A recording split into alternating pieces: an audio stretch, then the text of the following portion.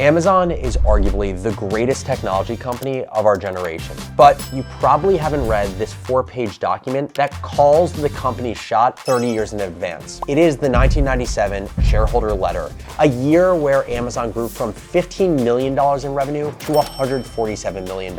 And in the document, Jeff Bezos basically breaks down his exact strategy for what would ultimately become a $1.6 trillion business. This is the very beginning. This is the Kitty Hawk stage of electronic commerce. It's time for a little bit of a founder study group where I read this letter to you and I point out the most important abstractable lessons that every entrepreneur needs to build a great customer-obsessed company. This video is brought to you by Finley, but more on them in a few minutes. To our shareholders, Amazon.com passed many milestones in 1997. By year end, we had served more than 1.5 million customers, yielding 838% revenue growth to 147.8 million, and extended our market leadership despite aggressive competitive entry. I wanna zoom in here because this is absolutely insane. And it's insane for a few reasons. This is what Reid Hoffman, the founder of LinkedIn, calls blitzscaling. Blitzscaling is this idea of absolutely meteoric growth in the top 0.1% of startups. 99% of startups will never experience blitzscaling, but Amazon is the prime example of what it looks like in practice. The other crazy thing about this is Amazon went from around $15 million the year prior to $147 million, even though the company was still just selling books. It hadn't entered any other categories other than the first wedge into e-commerce. We have a window of opportunity as large players marshal the resources to pursue the online opportunity, and as customers new to purchasing online are receptive to forming new relationships. This is really important to talk about. The reason that Bezos sees this new opportunity is twofold. He's talking about commerce on the internet. Internet at this time is relatively new technology. People are only starting to really see the value of the internet beyond it just being kind of like a science experiment reserved for academics. And so what he's saying here is that no big companies have really become known in the world of e-commerce yet.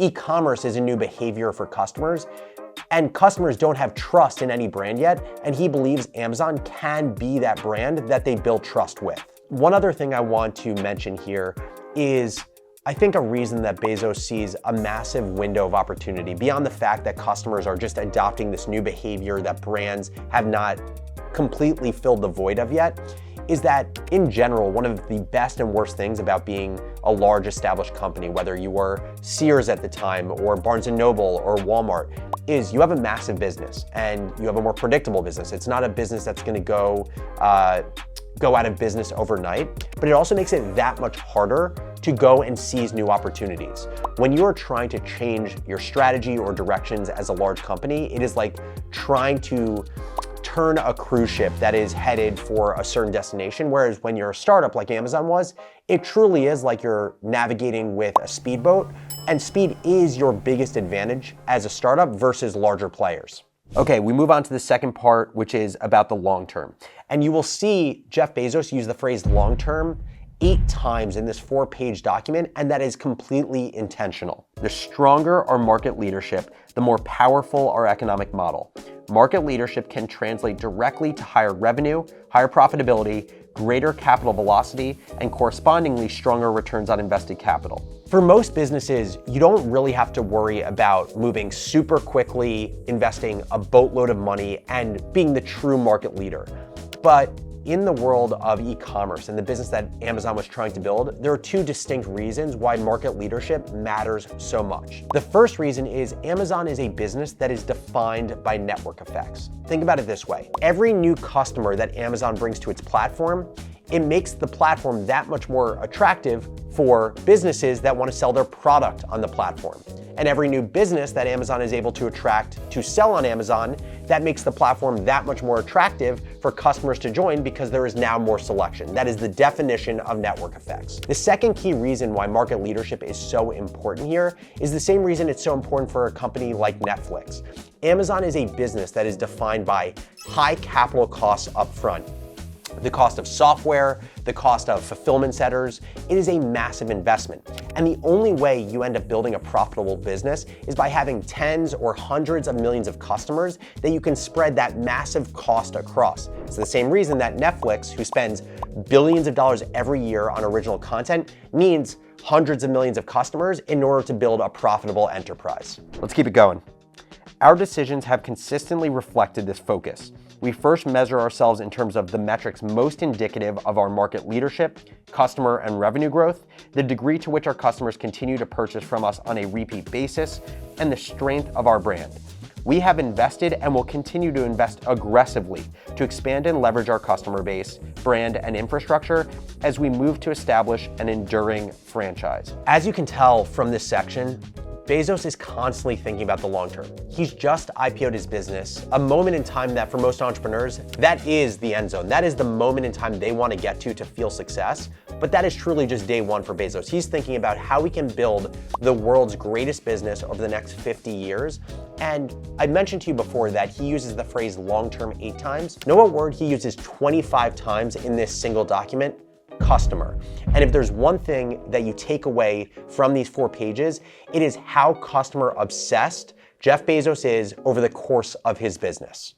We will continue to focus relentlessly on our customers, just one of 25 mentions of the word in this document. We will share our strategic thought processes with you when we make bold choices, to the extent competitive pressures allow, so that you may evaluate for yourselves whether we are making rational, long-term leadership investments. I want to call out this paragraph because what Bezos is saying here is they're going to be as transparent as humanly possible with their investors on how they are thinking about the strategy of the business. But this isn't just a practice that Bezos was really deliberate with externally. It is also how Amazon as a company functioned. Amazon has become famous for their written meeting culture. Every meeting at Amazon, if you want to host a meeting that requires a decision to be made amongst your team, has to be preempted with a 6-page memo. I like a crisp document and a messy meeting. And so the meeting is about like asking questions that nobody knows the answer to and trying to like wander your way to a solution. When that happens just right, it makes all the other meetings worthwhile. It feels good. It has a kind of beauty to it. It has an aesthetic beauty to it. And you get real breakthroughs in meetings like that. We will work hard to spend wisely and maintain our lean culture. We understand the importance of continually reinforcing a cost-conscious culture, particularly in a business incurring net losses. This is probably one of the top 3 points you're going to get from this entire letter. I want to talk more about it. Amazon to this day is known for its scrappy, frugal culture. There's a picture of Jeff Bezos, I believe at IPO or a few years after IPOing, and maybe from 1999, where Jeff is in his office. You have the Amazon.com sign on his wall, and he's working at his desk. And his desk is literally a door that has been pulled off the hinges that he's working from because he did not care about spending money on a desk. What's so important here is if you want to build a cost-conscious culture as a startup, you have to start from day one, because as you IPO your business, as you raise capital, as your business becomes bigger, the desire to be frugal becomes that much harder. It has to be embedded into the early behaviors of your business. And now this next part of the document is all around recapping 1997 and the absolute banner year the company had before finally going into what the game plan is specifically for 1998. So let's hop into it. Unironically, the header of the 1997 review section is Obsess over customers. We brought them much more selection than was possible in a physical store. Our store would now occupy 6 football fields and presented in a useful, easy to search and easy to browse format in a store open 365 days a year, 24 hours a day. We maintained a dogged focus on improving the shopping experience and in 1997 substantially enhanced our store.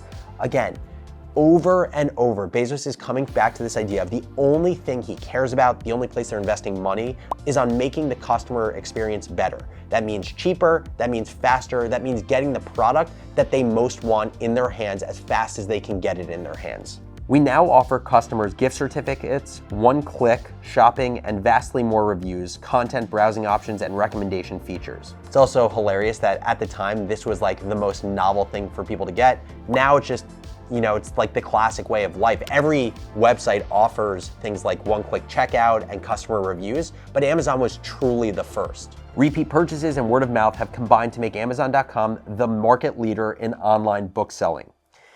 By many measures, Amazon.com came a long way in 1997. And basically now he goes through the scoreboard of what happened that year at the business. Sales grew from $15.7 million in 1996 to $147.8 million, an 838% increase. Again, an absolutely insane amount of growth for a business that also was in day one. This growth seems crazy, but if you look at the growth that the business is going to have for the next 20-something years, it makes it look like it is just a drop in the bucket. Our website went from a rank of 90th to within the top 20. We established long-term relationships with many important strategic partners. This is kind of hilarious when you hear who they are, including America Online, which is AOL even around anymore? Unclear if AOL is even around. Yahoo, Excite, Netscape, GeoCities, AltaVista, At Home, and Prodigy. I have literally never heard of the last 6 companies. Now, the 2 final sections are about the employees of the business, which are packed with lessons, and then the goals for 1998, so looking to the year forward.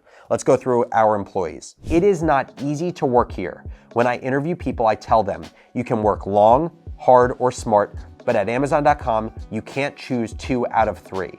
But we are working to build something important and something that matters to our customers, something that we can all tell our grandchildren about. I think this is potentially the most important sentence in this entire letter. And there are 2 big lessons I take from it. The first is, founders oftentimes focus on convincing employees why they should join their company.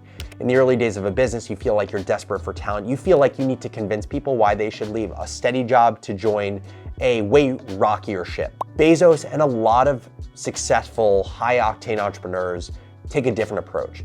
They actually try to convince you why you shouldn't join their company. They get people to opt out of their culture because their whole view on this is they want the very best of the best. And unless they set the right expectation, they're gonna have the wrong people join their company, which is gonna lead to a massive headache down the road when they need to fire people who weren't right for the culture that they're trying to build.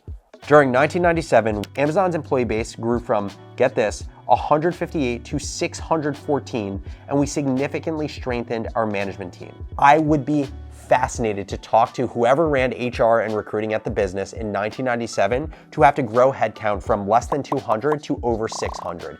It seems like a logistical nightmare. The number of considerations you have to make to not just like build out your org chart in a way that makes sense, but also somehow find, let's call it over 450 A+ people, because Bezos would accept nothing less, is insane to me. I can't even imagine the number of candidates they had to talk to in the year of 1997 to grow their headcount by this much. Goals for 1998. This is the last section. We are still in the early stages of learning how to bring new value to our customers through internet commerce and merchandising. Our goal remains to continue to solidify and extend our brand and customer base. This requires sustained investment in systems and infrastructure to support outstanding customer convenience. Customer, customer, customer, customer. To be certain, a big part of the challenge for us will not lie in finding new ways to expand our business, but in prioritizing our investments. Something that is implicitly said here without saying the word is focus. What Bezos is basically saying is, in this market, this ever-expanding market of e-commerce, there are gonna be so many ways to place bets and to find new ways to monetize customers. The hardest thing is gonna be, how do you narrow down the list and focus on the few things that actually matter? Focus never kills a startup. Lack of focus always kills a startup. 1997 was indeed an incredible year. We at Amazon.com are grateful to our customers for their business and trust, to each other for our hard work, and to our shareholders for their support and encouragement. Signed, Jeffrey P. Bezos. And that is the 1997 Amazon shareholder letter written by Jeff Bezos. Obviously, there are dozens of timeless lessons here for entrepreneurs, but here are a few that I think you need to take away. The first is that long-term vision and long-term focus are key for any entrepreneur. It is so easy to get distracted, but you can't if you want to build anything great. The second is you don't have to build a culture for everyone. Creating a culture that works really well for the people that join and doesn't work for people who don't want to join is totally fine. And the third is the best way to work on your business, and not just in your business, is to write what is happening with your business. Where have you been? Where are you going? And what is your plan to get there? Writing is the best function for thinking critically. Entrepreneurs know that after end of year starts yet another crucial season, beginning of year. Don't waste time by manually sending out invoices and following up on overdue payments. And definitely don't throw away your hard-earned profit on transaction fees. Avoid expensive payment processors and start off 2024 strong with a little help from Finly. Finly is a digital back office platform that helps businesses manage all of the time-consuming operations that come with, well, running a business. Automate your business with Finly. The best part, Finly doesn't break the bank. The annual plan is $397 per year, so you can set it and forget it. And if you don't love it, no problem. If Finly doesn't help you run your business better within 30 days, you will get a full refund. Get started at finly.com/foundersjournal. That's FINLI.com/foundersjournal.